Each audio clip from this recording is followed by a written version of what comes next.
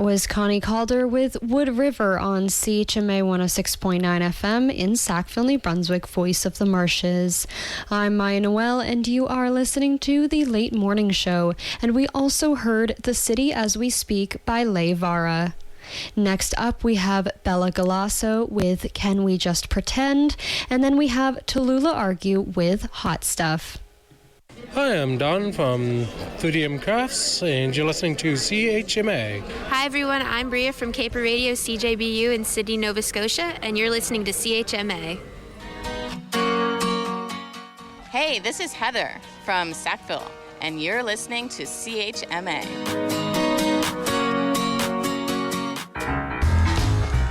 Hey, good morning. Hi, everyone. The time is 9 o'clock, and you are listening to CHMA.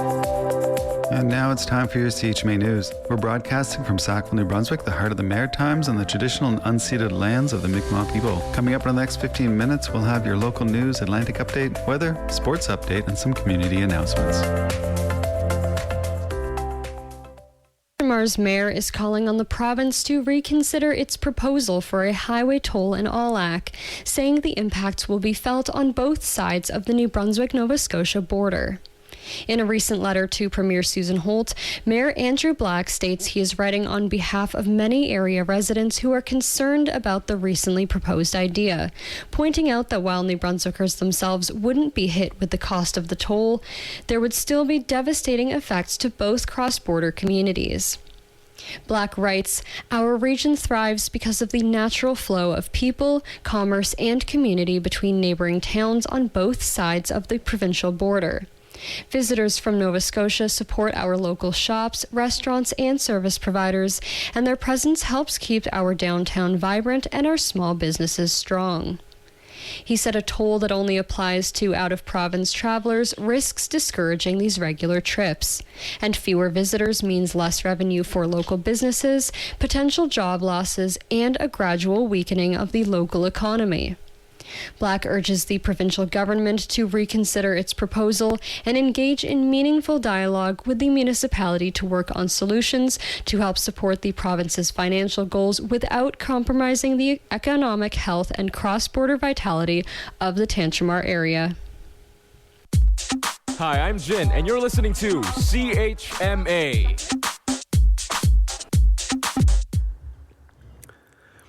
Hello, I'm Clinton Davis with your local CHMA News here in Tentjamar. Well, Tentjamar Council has dismissed a code of conduct complaint involving the deputy mayor, and a proposed fire bylaw in Tentjamar is drawing strong concern from a resident over cost and timelines. But first, mark your calendars. Tentjamar voters will have a chance to hear directly from local candidates next week ahead of the municipal election. An all candidates forum is scheduled for Tuesday, April 28th, that's next week Tuesday, at 7 p.m. at the Church by the Lake in Middle Sackville. This event is being organized by the Citizens Committee for Informed Elections and is open to the public. CHMA will be recording the event and plans to make the full audio available online after the forum. Residents can attend in person or follow coverage through CHMA's Tentjamar Votes page. In fact, for everything you need to know about the upcoming municipal election, you can find it there. The Tentjamar Vote section on chmafm.com brings together candidate information, key dates, one-on-one interviews with the candidates, ongoing coverage, and more, all in one place, as the campaign continues, leading up to Election Day on May 11th. Now, over to Amherst. The Amherst police say a third suspect has now been arrested in connection with a fatal shooting earlier this month. Police say the 34-year-old man from Spring Hill, Nova Scotia, was taken into custody Thursday afternoon in Moncton after previously being sought by investigators. The arrest follows charges laid earlier against two other suspects, a man and a woman from Moncton, in the death of 41-year-old Chris Leggett. The police said the shooting happened on April 13th on Prince Arthur Street, following what they describe as an altercation involving the victim and the suspects. Investigators say all three suspects are now facing charges of first-degree murder. The case has involved multiple police agencies and remains under investigation. And we started covering this last year. A proposed update to Tantremar's fire prevention bylaw is moving through council, with second and third readings already on the agenda as the municipality looks to standardize fire safety rules across its newly amalgamated communities. The bylaw would regulate open burning and heating systems, including outdoor wood furnaces, but as it moves closer to adoption, some residents are raising concerns about the cost, the timeline, and how the changes could affect existing systems. Last year, a proposed update to Tantremar's fire prevention bylaw is raising concerns from residents who say it could come with a significant cost. During last week's council meeting, Dorchester resident James McDonald spoke during the public presentation portion, warning the changes could affect a large portion of the municipality. McDonald said one of his main concerns is how the bylaw could impact homeowners using outdoor wood furnaces. When you change the rules to over half the landmass of this municipality, affecting hundreds of properties, that isn't housekeeping, it's a total renovation. He also raised concerns about the financial impact if residents are forced to make these changes. Every property owner in Tantramar, whether they're year-round or seasonal, is a taxpayer. They deserve a seat at the table.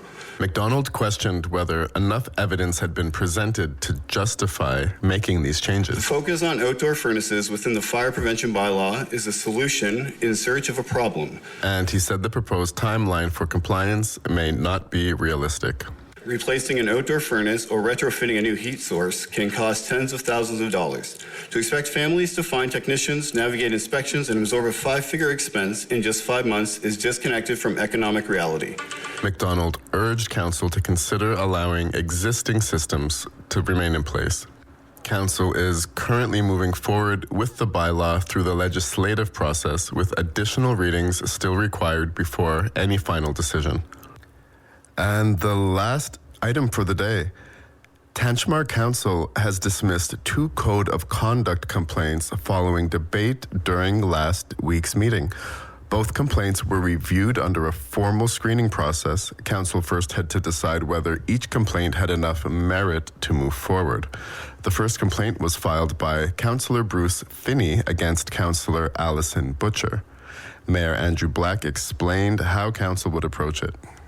We're going to review this complaint currently. Council shall determine whether the complaint is one of 3 things. A, frivolous, vexatious, or made for an improper purpose. B, was filed within the required time period, which it was, by the way. C, falls within the scope of our code of conduct. The complaint included requests for a formal investigation and a public apology. But council did not get into the details. Instead, councillors focused on whether the complaint met the threshold to proceed. Councillor Greg Martin said he did not believe it did. I don't think there's any merit to it. I think that the emotions at times can get run away a little bit, but I don't think there's merit to a code of conduct against a councillor for this situation. Councillor Barry Hicks did not find merit at first, but then had to change his opinion as he felt something could still come from the situation. I gotta say, I think an apology should be made, so I guess I gotta find merit in it. In the end, the majority of council agreed that merit was not present. And a second complaint, added late to the agenda, focused on Deputy Mayor Debbie Wiggins-Caldwell. This one came from a resident and alleged the misuse of municipal email during the election period. In the written complaint, the resident mentioned that the practice constituted a clear misuse of public assets and that municipal email systems are funded by taxpayers, so intended exclusively for the conduct of official municipal business. Wiggins-Caldwell responded directly during the meeting. My nomination papers were passed into Elections New Brunswick. They were A-OK by using the email that I had used. They said that was fine. She said she changed her email after the complaint was filed. But since then, when I seen the complaint, to please the plaintiff, I changed it back to a different email. Councillor Bruce Finney pointed to that change in supporting dismissal. And Councillor Josh Gauguin was slightly more blunt. To me, this is silly. We can use whatever email we want. No, it's just, this is a waste of time and resources, and it's frivolous. Council again voted to dismiss the complaint. Neither decision was unanimous. Councillors Barry Hicks and Bruce Finney voted against dismissing the complaint involving Butcher. Because both complaints were dismissed at this early stage, Council did not move into a full investigation or detailed review of the allegations. But still, the discussion highlights ongoing differences among councillors on how the Code of Conduct should be interpreted and enforced. As the municipal election approaches, questions around campaign conduct and the use of municipal resources may remain in focus.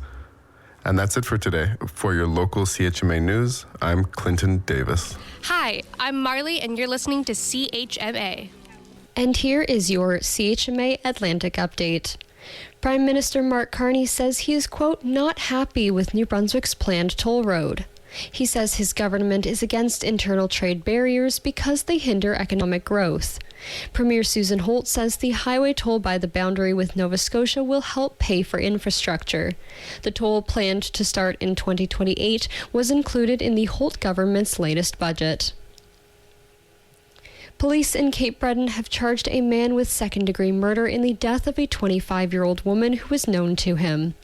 Cape Breton Regional Police say officers were dispatched early yesterday to a residence in New Waterford where they discovered an unresponsive person. They were later pronounced dead at the scene. Investigators say the 32-year-old accused was expected to appear today in Sydney Provincial Court. New Brunswick's Green Party leader is calling for more oversight of a provincial security office.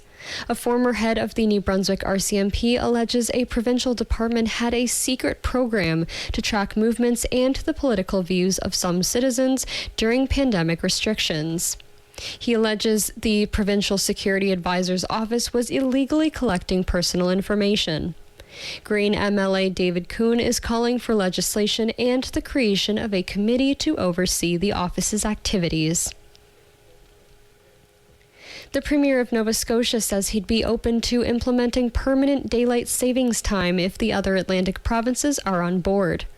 Tim Houston told reporters today he intends to bring this up as a discussion with his colleagues when they meet over the summer. The Premier says it's not something Nova Scotia would do on its own. Alberta Premier Danielle Smith's government introduced legislation today that would see the province abandon clock changes and stay on daylight time year-round. A cabinet minister in Newfoundland and Labrador broke down in tears in the legislature after days of uproar over her use of artificial intelligence in a social media post.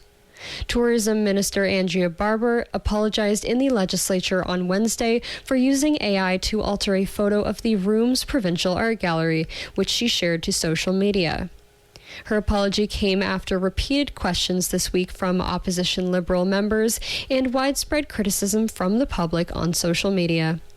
Barber said this afternoon the treatment and repeated questioning amounted to cruelty and personal attacks. A PEI cabinet minister has resigned because of a conflict of interest involving his lobster fishing business. Sidney McEwen, who was transport minister, stepped down because members of cabinet must place certain assets in a blind trust, which included his business. But when McEwen tried to get someone else to run his lobster fishing fleet, the Federal Fisheries Department said such a move would violate a rule that states owner-operators must not transfer their licenses to anyone else. Premier Rob Lance had said the conflict rules would be changed to make an exception, but the province's Conflict of Interest Commissioner said the deadline for compliance had passed. A Nova Scotia seafood company has been fined $150,000 following the death of a man who was working aboard a clam fishing vessel in 2024. Clearwater Seafoods pleaded guilty in Port Hawkesbury Provincial Court to 2 charges under Nova Scotia's Occupational Health and Safety Act. According to an agreed statement of facts, 36-year-old Scott Dix was electrocuted after touching a space heater that had been improperly rewired by another employee while the vessel was docked for maintenance in Mulgrave, Nova Scotia. The fisherman from Grand Bank, Newfoundland, left behind a fiancé and 3 children. And that has been your CHMA Atlantic Update. Hi, I'm Macrina from the Mount Allison women's rugby team, and you're listening to CHMA 106.9 FM. And now for the weather. Today we're looking at mainly cloudy skies with a 60% chance of flurries, changing to 60% chance of rain showers or flurries in the afternoon, with a high of +2 and a UV index of 4 or moderate. At night, partly cloudy skies, becoming cloudy near midnight with a 60% chance of flurries after midnight, then 60% chance of rain showers or flurries overnight. Wind becoming north 20 kilometers an hour, gusting to 40 in the evening, with a low of -2, with the temperature rising to +2 by morning, and wind chill of -8 in the evening. On Saturday, April 25th, cloudy with a high of 7, then in the night, cloudy with a low of +3. On Sunday, April 26th, clearing to high of 10, and then clear skies in the night with a low of -1. On Monday, April 27th, cloudy skies with a high of 13, and then cloudy as well in the night with a low of +1. On Tuesday, April 28th, a mix of sun and cloud with a high of 11, and then cloudy periods at night with a low of +3. Finally, on Wednesday, April 29th, cloudy with a 60% chance of showers and a high of 11. And that has been the weather. And here's Brian Nielsen with your CHMA Sports Update. NBA playoffs first round continues last night, and it was the Atlanta Hawks, once again fueled by the heroics of CJ McCollum, to get the W at home in Georgia. 109-108 victory over the New York Knicks, giving the Hawks a 2-1 advantage in that best-of-7 series. The Raptors come back to life in Jurassic Park, 126-104 victory over the Cleveland Cavaliers to notch a victory in that best-of-7, 2-1 lead for the Cavs. And it was the Minnesota Timberwolves all over the Denver Chicken Nuggets, 113-96, giving the T-Wolves a 2-1 series advantage in that one out west. In the NHL last night, the Carolina Hurricanes, they hold off the Ottawa Senators in the nation's capital. They win 2-1, meaning that the Hurricanes are now up 2-1 or 3-0 in that series. Sabres, they defeat the Boston Bruins. They go up 3-1 victory there with a 2-1 lead in the series, and it was 4-2 W for the Colorado Avalanche against the Los Angeles Kings on the road, giving the Avs a 3-0 lead in that best-of-7 series out west. And in Major League Baseball, it was birthday boy Gavin Holy Sheets with a 3-run homer to complete the comeback for your San Diego Padres. In the 9th inning, Padres beat the Rockies in Denver 10-8. White Sox defeat the Diamondbacks 4-1 in the Valley of the Sun. Dodgers keep pace with the Padres with a 3-0 shutout of the San Francisco Giants. Yankees double up on the Boston Red Sox 4-2. Mets hold on to defeat the Minnesota Twins 10-8. It was the Texas Rangers with a 6-1 victory over the Pittsburgh Pirates. Cubs defeat the Philadelphia Phillies at home in Wrigley 8-7 in 10 innings. And the other one-run game of the afternoon saw the Detroit Tigers defeat the Milwaukee Brewers at Comerica Park in downtown Detroit 5-4. And finally, it was Atlanta defeating Washington 7-2. And that's Brian Nielsen with your CHMA Sports Update. Please be sure to check out Brian's show on Mondays at 8:30 a.m. for more sports commentary. Hey, this is Sound Curator from Keith Radio, and you are now listening to CHMA 106.9 FM in Sackville, New Brunswick. And now for what's happening in your community. First up, the Couch to 5K Learn to Run program is starting up on April 28th, run by Mount Allison cross-country coach Claire Paybody. The group will meet every Tuesday and Thursday, with Claire leading the workout and giving individual plans and advice. You can sign up by visiting tantramar.com/programs by April 28th. The Dump and Run yard sale is taking place April 25th at 9 a.m. until noon behind the Tantramar Veterans Civic Center on 182 Main Street in Sackville. All gently used items are donated by Mount Allison students, and cash and card is accepted, with all proceeds going to the Sackville Food Bank. Check it out. The Voodoo Charmers are a blues rock band from Wolfville, Nova Scotia. The band plays original as well as cover songs and are inspired by the blues legends of yesteryear. Please join them on Saturday, April 25th from 3 to 6 p.m. at Ducky's for a jamming matinee show at your favorite local watering pond. The cost is $10 at the door, or pay what you can. Ducky's is turning Saturday nights into stage lights with a brand new open mic series. The pub will throw open the stage to acoustic performers, musicians, poets, comedians, and anyone with something creative to share. The next one is coming up on April 25th from 4 to 7 p.m. Acoustics acts only. Bring your best tunes, words, and laughs. Ducky's will bring the mic. And that's what's happening in your community. And that was your CHMA News. Please visit www.chmafm.com for more news and to sign up for our email newsletter. Funding is provided by our monthly sustainers, the Community Radio Fund of Canada, and the Municipality of Tantjamar's Community Development Grant. If you have a story idea or would like to include an announcement, please write us at news@chmafm.com.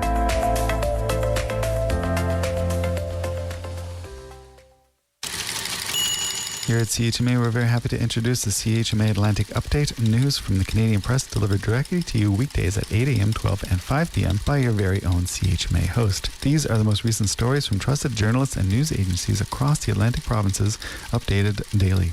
Again, that is 8 a.m., 12 and 5 p.m. weekdays. Hello, everybody. You are listening to CHMA 106.9 FM in Sackville, New Brunswick, Voice of the Marshes. I'm Maya Noel, and you are listening to the Late Morning Show. Today is Friday, April 24th. I hope everyone's having a wonderful morning. We're going to get started with some music. So first up, we have Apparat with Hum of Maybe, and then we have Robinson Kirby with Summer Rain.